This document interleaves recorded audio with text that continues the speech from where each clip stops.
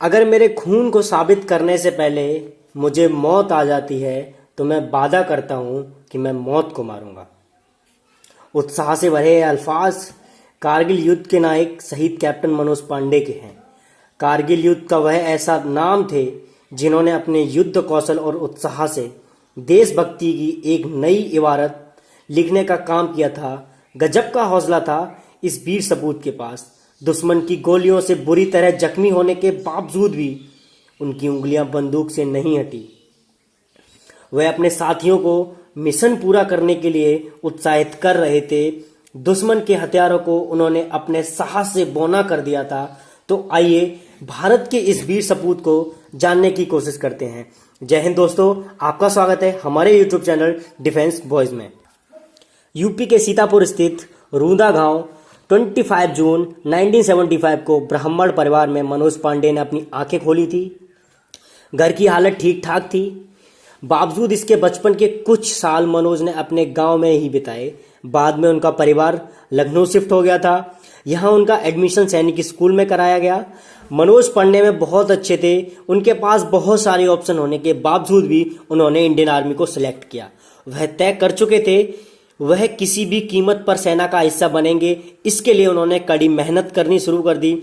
सुबह जल्दी जागते, कसरत करते, डेली रूटीन के अकॉर्डिंग स्टडी करते थे। जल्द ही वह दिन आ गया जिसका उन्होंने लंबे समय से इंतजार था। एक दिन उनके घर पर बेल बजी और डोर ओपन करने के लिए गए वो, तो उन्होंने वहां देखा एक पोस्टमैन खड़े थे। पोस्टमैन के हाथ में मनोज नाम का लेटर था। जैसे ही उन्होंने लेटर को ओपन किया उस टाइम उनकी खुशी का ठिकाना नहीं रहा। वो लेटर इंडियन आर्मी की तरफ से, उसमें लिखा था कि उनका एनडीए में सिलेक्शन हो चुका था। गाइस, ये वीडियो थोड़ा लंबा होने वाला है, लेकिन आप इस वीडियो को पूरा देखिए। बहुत ही इंटरेस्टिंग स्टोरी होने वाली है इस वीडियो की। तो आगे मैं बताता हूं। उनके बारे में कहा जाता है कि वह एसएसबी इंटरव्यू के लिए बहुत ज़्यादा एक्साइटेड थे। जैसे ही वह कमरे में गए उन्होंने बैठने के लिए बोला। इसके बाद उनसे पूछा कि वह आर्मी को क्यों शामिल करना चाहते हैं। तो उनका आंसर सुन के आप लोग हैरान होने वाले हैं। वहाँ जो इंडियन आर्मी के ऑफिसर्स थे जो एसएसबी का उनका इंटरव्यू ले रहे थे, उनको भी बहुत ही हैरानी हुई उनका आंसर सुन के। उनका आंसर ये था, उन्होंने उनसे सीधा बोला, मुझे परमवीर चक्र जीतना है। ऑफिसर्स का क्वेश्चन था, आपको आर्मी में शामिल क्यों होना है? तो उन्होंने आंसर दिया कि मुझे परमवीर चक्र जीतना है। इस आंसर से उनके सिलेक्शन की राह और ही ज़्यादा आसान हो गई। वह केवल इंटरव्यू में क्वालिफाई नहीं हुए बल्कि 11 गोरखा राइफल्स में यूनिट में शामिल किया गया। उनकी पहली पोस्टिंग जम्मू कश्मीर में हुई थी। तभी बॉर्डर पर आतंकी घुसपैठ को रोकने के लिए उन्होंने अपने सीनियर के साथ जाना पड़ा। इस सर्च ऑपरेशन के दौरान पहली बार उनका सामना दुश्मन से हुआ था। दुश्मन के साथ ही कुछ घंटे हुई मुठभेड़ में उन्होंने दुश्मन को मार गिराया।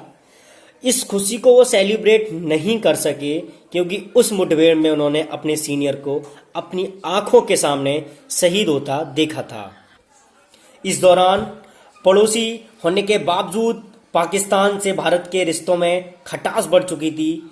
इस तनाव को कम करने के लिए कारगिल की जंग से ठीक पहले एक इम्पोर्टेंट कोशिश उस समय के तत्कालीन भारतीय प्रधानमंत्री अटल बिहारी वाजपेयी ने लाहौर यात्रा के रूप में की थी।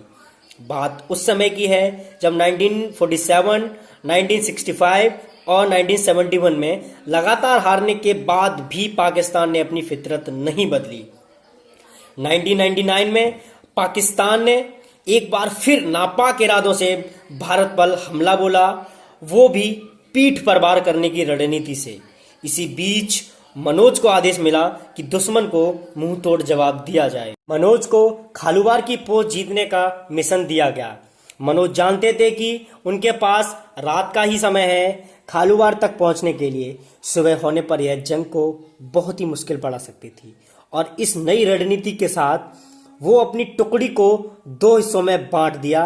इस एक तरफ दाहिनी और दूसरी तरफ बाहीं टुकड़ी, इस तरीके का उन्होंने रणनीति बनाई और इस रणनीति के अकॉर्डिंग उन्होंने दुश्मन पर हमला किया।